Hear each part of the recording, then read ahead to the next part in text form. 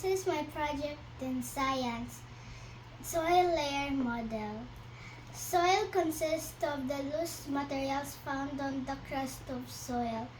It is made up of mineral particles from rocks and organic particles from decaying or dead plants and animals. Humus is the organic matter from decaying plants and animals. Topsoil, the uppermost layer of the soil.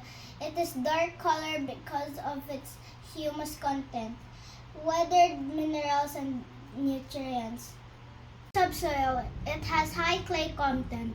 Minerals from the topsoil are deposited here, giving it more minerals and less organic matter. Parent material is bits of bedrock that are found broken up into smaller pieces. Bedrock, it is grayish in color and composed mainly of weathered rocks. And this is my soil layers model. Thank you.